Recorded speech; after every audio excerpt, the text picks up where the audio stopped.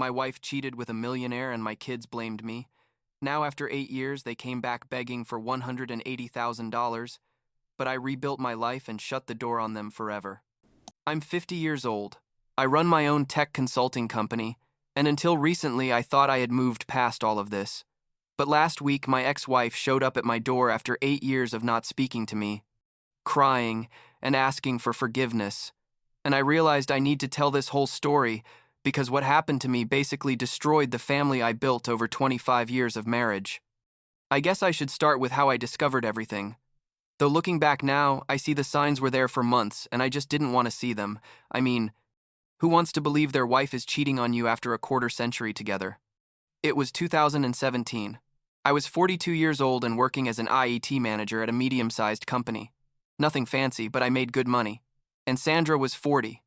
She had stopped working as an office manager when our first son, Tyler, was born because we wanted someone to be home with the kids. We had 2 children, Tyler, who at that time was like 19 years old and in college, and Madison, who was 17 and in her senior year of high school. We lived in a nice house in a quiet neighborhood, the complete American dream, 2 cars in the garage, dog included. All that shit you think means your life is in order. Things started to change like 6 months before everything exploded. Sandra began dressing up more than normal, like perfect makeup just to go to the supermarket, and new clothes I didn't even know she had bought, and she spent a lot of time on her phone, always smiling at the screen in a way she hadn't smiled at me in years, if I'm being honest. When I asked her what she was doing, she'd tell me she was chatting with friends or looking at recipes on Pinterest or any generic excuse. And I, like an idiot, believed her because we'd been together 25 years and I'd never had reasons to doubt her. She also started going out more, supposedly to have coffee with friends or go to the gym, and I thought it was good that she had her social life after so many years dedicated to the kids, you know what I mean? Like I was happy for her. One day in March, I don't remember the exact date, but I know it was still cold. Sandra told me she was going to meet a friend for coffee, and I was home working from the computer because I had taken the day off. Something about the way she got ready that day. I don't know. There was something different. She put on a dress I had never seen on her. She put on too much perfume, and she wore those heels she only used for special occasions. I was left with a weird feeling in my stomach. That feeling you have when you know something isn't right, but you don't want to admit it. And so I did something I never thought I would do. Something that still makes me feel a little sick when I think about it. I followed her. I watched her leave in her white Honda Accord and waited like 2 minutes before getting in my car and following her, keeping myself at enough distance so she wouldn't see me. She drove to a Starbucks that was like 20 minutes from our house, in an area where we had no reason to be normally, and she parked. I stayed in the parking lot of a grocery store across the street, watching, feeling like a private detective in a cheap movie. After about 10 minutes, a black BMW arrived. New model, shiny. One of those that costs like $80,000 easy. And it parked right next to Sandra's car. A guy got out, tall, maybe 6'1", gray hair but well-groomed, expensive suit. He looked like he was in his early 50s, and he basically screamed money everywhere. Sandra got out of her car and the way they greeted each other. I mean, it wasn't a friend's hug, it was one of those hugs that last too long, where he put his hands on her waist and she leaned into him in a way that made my stomach turn. They went into the cafe together, and I stayed there, sitting in my car, my hands gripping the steering wheel so tight, my knuckles turned white, thinking, what do I do now? Do I go in and make a scene? Do I confront to them? Do I go back home and pretend I didn't see anything? I decided to wait. I don't know why. I guess part of me still wanted to believe there was an innocent explanation. They were in that cafe for like an hour, and when they came out, he took her hand, walking toward the BMW. And I thought they were going to say goodbye there, but no. They both got in the BMW, him driving, and I followed them again, my heart beating so fast I could hear it in my ears. They drove for like 15 minutes to a Holiday Inn that was on the outskirts of town, and I watched them enter the hotel parking lot together. I stayed there outside, in my car, watching the parked BMW, and I couldn't keep denying it anymore. My wife of 25 years was in a hotel with another man, and there was no innocent explanation for that. I don't know how long I sat there. It was probably like 2 hours, but it felt like forever, just staring at that damn black BMW. Finally, I started the car and drove home. I mean, what else could I do? I wasn't going to stay there waiting for them to come out to confront them. I wasn't going to give them the pleasure of seeing me destroyed. When I got home, I went into our bedroom, pulled a suitcase out of the closet, and started putting my clothes in it. My hands were shaking so much I could barely fold anything properly. Madison came home from school and saw me packing and asked me what was happening, and I didn't know what to tell her. I told her your mom and I need to talk about some things and I'm going to stay at a hotel for a few days, and she looked at me like I was crazy but didn't insist. I went to a Motel 6 near my office and called a divorce lawyer that same afternoon. The next day, Sandra called me like 20 times, but I didn't answer any calls, until I finally sent her a text message saying, "I know about Derek." The guy's name I had seen on her phone weeks earlier, but hadn't given it importance because I thought he was a work contact or something. She called me immediately after that message, and this time I answered. And the first thing she said to me wasn't, "I'm sorry," or "How did you find out?" but, "Were you spying on me?" Like I was the villain of the story for discovering her affair. We met at a diner the next day to talk, and the conversation was surreal. She sat across from me with her arms crossed, no tears, no visible remorse, and confirmed to me that yes, she had been seeing Derek for approximately a year. Derek was the owner of a very successful landscaping company. He was like 52 years old, had been divorced for 5 years, and was basically everything I wasn't. Rich, powerful, with that kind of confidence that comes from having a lot of money in the bank. I asked her if she loved him, and she shrugged, literally shrugged, as if I was asking her what she wanted for dinner, and said, "I don't know, James, but I'm tired of this life. I'm tired of counting every penny. I'm tired of living like middle class when I could be living better." That's when I realized the woman I had married 25 years ago no longer existed. Or maybe I never really knew her. She didn't ask me for forgiveness even once during that conversation. The truth is, she acted like I should understand her position, like it was reasonable to destroy our family because she met a guy with more money. I told her I was going to file for divorce, and she said, "Okay," as if she was agreeing to change cereal brands at the supermarket. The coldness was what hurt the most, I think, more than the betrayal itself. That night, I called Tyler and Madison and asked them to come to my hotel because I needed to talk to them. Tyler came from college, like 2 hours away, and Madison came after her classes. I told them what had happened, without giving them all the graphic details, obviously, but explaining that their mother had had an affair and that we were going to get divorced. The reaction of both was something I never expected, and that still hurts when I think about it. They looked at me like I was the problem. Madison was the first to speak. She was 17 years old and had all the attitude of a teenager who thinks she knows everything. And she told me, "Dad, don't you think you're overreacting? People make mistakes. Mom was probably lonely because you're always working." Tyler, who was 19 and who I thought would be more mature about it, basically agreed with his sister. Said I should consider forgiving their mother. That families go through difficult things. That divorce was too drastic. I explained to them that it wasn't just a mistake, that it had been a year-long affair, that their mother had consciously chosen to cheat on me for months, but they didn't want to hear it. Tyler told me I was being selfish for not thinking about how the divorce would affect them, and I sat there thinking, really? I'm the selfish one? The divorce was finalized like 6 months later, in October 2017, and it was relatively simple because Sandra didn't fight for much. Probably because Derek had promised her he would support her, I guess. We split everything 50-50, sold the house, and I moved to a 2-bedroom apartment that was depressing but functional. During that time, the relationship with my kids kept deteriorating more and more. They stayed living with Sandra in an apartment that Derek probably paid for. And every time I tried to talk to them, they treated me with a cold distance I had never felt before. Then came the nuclear bomb. I think it was like a year after the divorce, in 2018.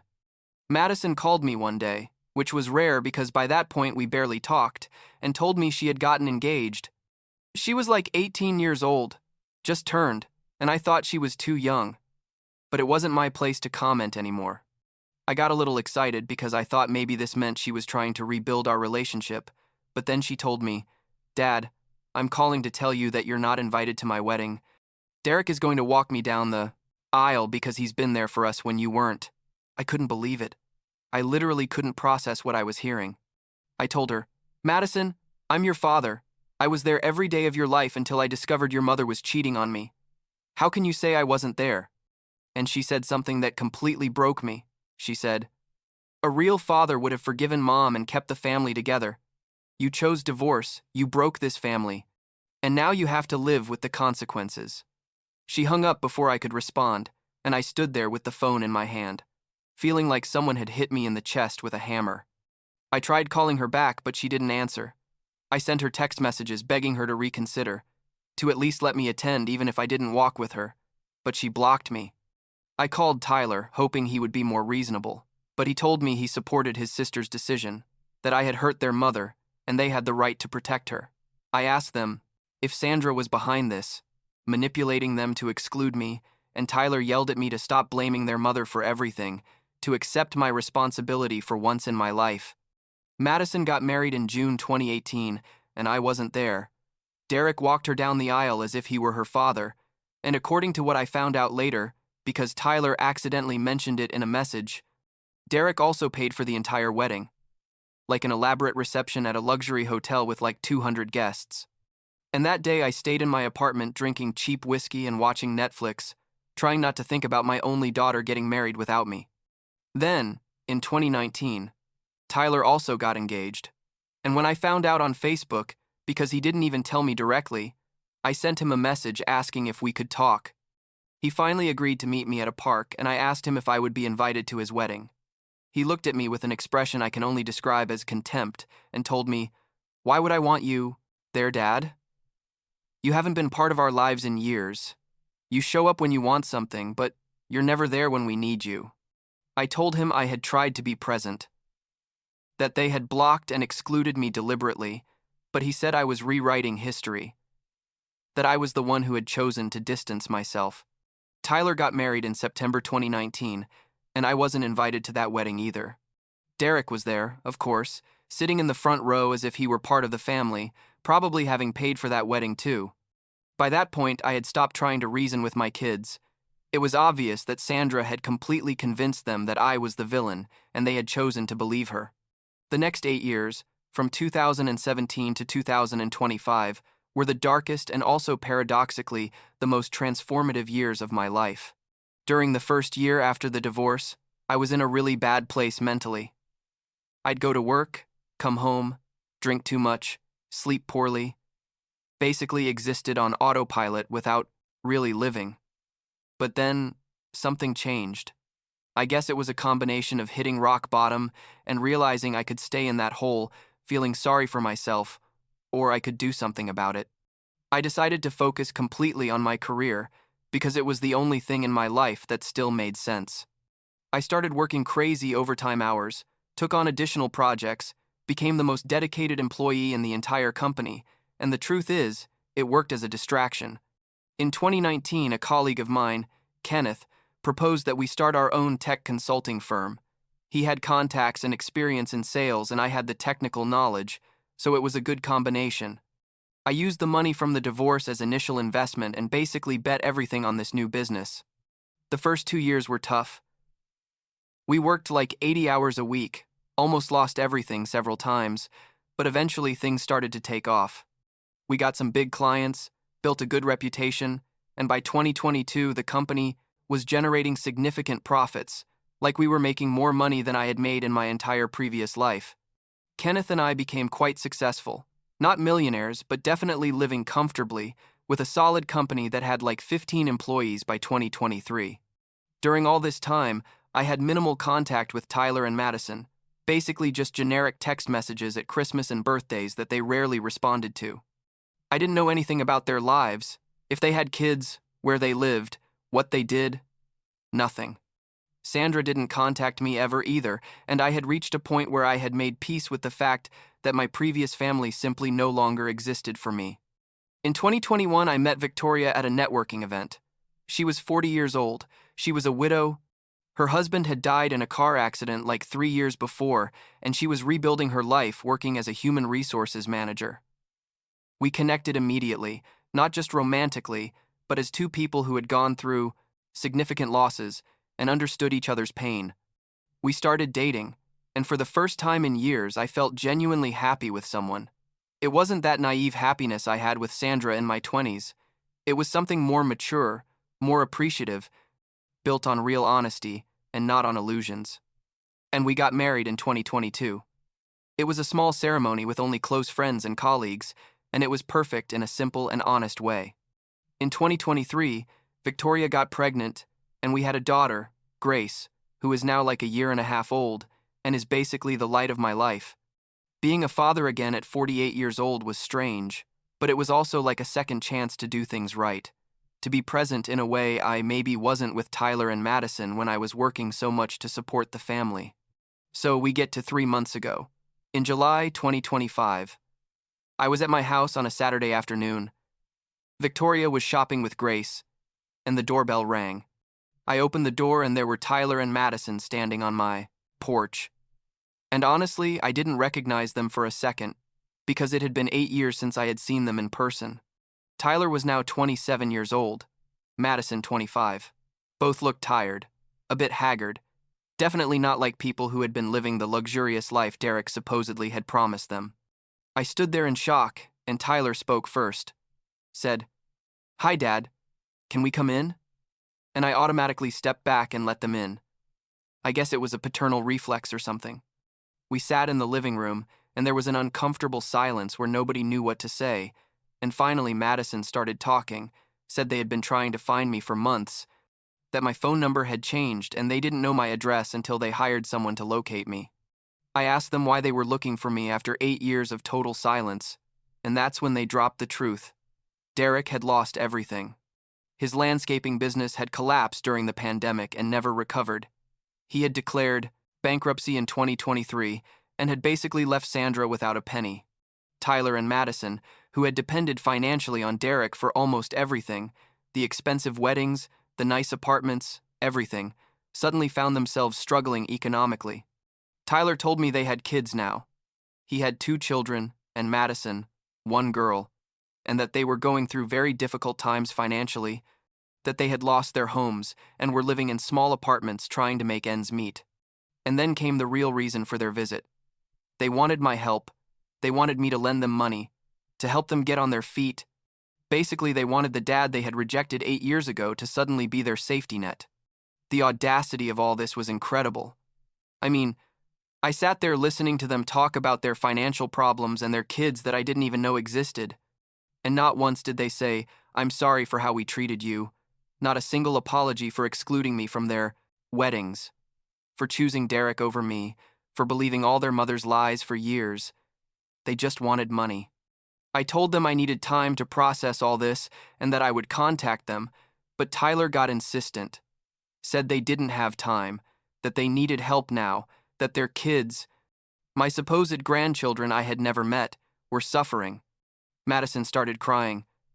I don't know if they were real tears or an act, and said it had been a mistake to distance themselves from me, but that she hoped I could forgive them and help them now. I got them out of my house in the most polite way possible, gave them my new phone number and told them I would call them soon. But the moment they closed the door, Victoria arrived with Grace, and I told her everything that had happened.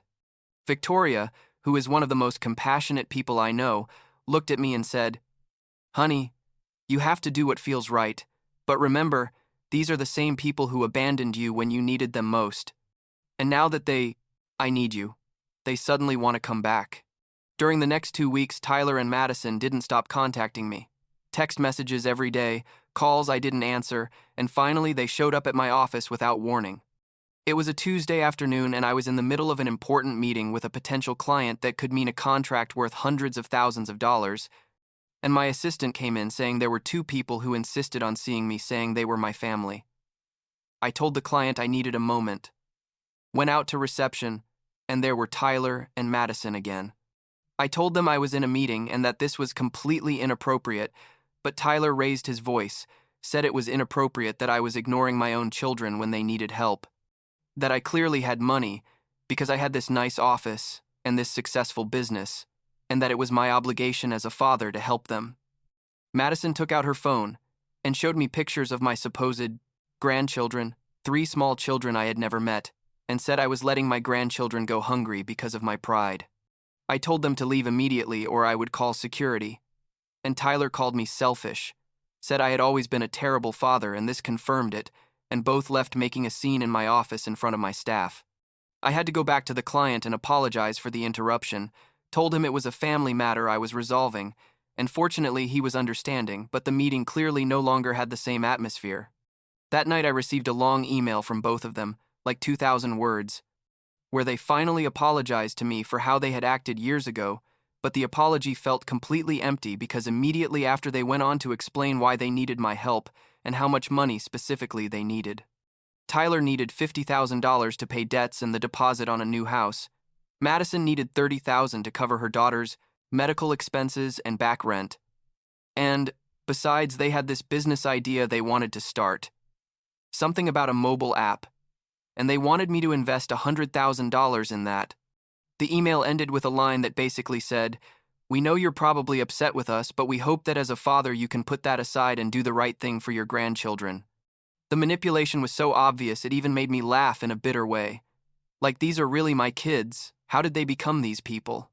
I talked to Victoria about what to do, and she told me the decision was mine, but reminded me that I have a new family now. We have Grace. We have plans to have another child. We have a life we built together. And that giving $180,000 to people who treated me so badly could impact our future. She also pointed out something I hadn't wanted to admit. There was no guarantee that if I gave them the money, they would really rebuild a relationship with me. They would probably take the money and disappear again until they needed more. I responded to the email after thinking for several days, and my response was short and direct. I'm not going to give you money. Not because I can't help financially, but because for 8 years you left me completely out of your lives. You blamed me for the divorce I didn't cause. You chose the man who destroyed my marriage over your own father, and you never gave me the chance to meet my grandchildren until you needed something from me. I told them that if they really wanted to rebuild a relationship with me, that would have to start with a genuine apology and with time invested in getting to know each other again, not with demands for money. But that being realistic, I didn't think they were interested in that. The response I received was from Tyler, a short text message that said, "You were always a shitty father, and now you're proving you're also a shitty grandfather. Don't bother contacting us ever again." I blocked them both after that, blocked their numbers, their emails, their social media profiles, basically completely closed that door. I thought that was the end of everything, but a week ago, last Thursday to be exact, I was working from home because Grace was sick with a fever, and Victoria was taking care of her while I answered emails from the dining room table, and the doorbell rang. Victoria went to open it because I was on a video call, and after a few minutes, she came looking for me with a strange expression on her face. Told me, "Your ex-wife is at the door." I ended the call as quickly as I could and went to the door, and sure enough, there was Sandra. She was 56 years old now, but looked like 65, with gray hair that wasn't dyed, clothes that looked worn out. Basically, she looked like someone who had gone through very hard times. She looked at me with tears in her eyes and said, "James, I need to talk to you," and I stood there at my house door without inviting her in. She told me Derek had left her like 2 years ago, that he had lost everything in bankruptcy and basically blamed her for his excessive spending and kicked her out, that she had been living with Tyler for a while but that he and his wife couldn't support her anymore, that Madison couldn't help her either because she herself was struggling. Sandra started crying harder and told me she was so sorry, that committing adultery had been the biggest mistake of her life, that she had destroyed everything by pursuing a luxurious lifestyle that turned out to be an illusion, and that she hoped that after all these years I could find it in my heart to forgive her. I looked at her standing there on my porch, this woman who had been my wife for 25 years, the mother of my children, the person I thought I would grow old with, and I felt nothing. Not anger, not pity, not satisfaction from seeing her fallen, just a complete emptiness. I asked her what she expected me to do, and she said she hoped maybe I could help her find a place to live, that we could be friends at least, that our children needed to see we could get along for their sake and the grandchildren's. That's when I realized Sandra wasn't there for genuine remorse either. She was there because she needed something, just like Tyler and Madison had come because they needed something. None of them really wanted a relationship with me. They just wanted what I could give them now that their previous source of money had dried up. I told her, Sandra, I appreciate you coming to apologize, but I can't help you. I have a new life, a new family, and what happened between us ended 8 years ago when we signed the divorce papers. I don't wish you ill, but I also can't be part of your life again. She tried to protest. Said that after 25 years together, I owed her at least some compassion, and I replied that I showed her compassion for 25 years while she cheated on me, and then I showed her more compassion than she deserved when I didn't speak badly of her in front of our children, even though she made me the villain of the story. I closed the door while she was still talking, and I stood there on the other side for a moment, listening to her cry on the porch, and then I heard her footsteps walking away. Victoria came and hugged me and asked me if I was okay, and honestly I told her yes, that for the first time in 8 years, I felt completely at peace with everything that had happened. Now I'm here. I'm 50 years old. I have a successful business I built from scratch. I have a wife who genuinely loves and supports me. I have a beautiful little daughter who will never know about all this drama until she's much older, and I've come to accept that Tyler and Madison are simply not part of my life and probably never will be again. It's sad when I think about it. Like I lost my 2 older children. I'll probably never meet my 3 grandchildren. But I also realized you can't force people to value you. You can't make them love or respect you if they don't want to, and you definitely can't let them use you just because they share your blood. Last week, Grace learned to say Daddy clearly for the first time, and that little voice saying Daddy while she hugs me, that's enough for me now.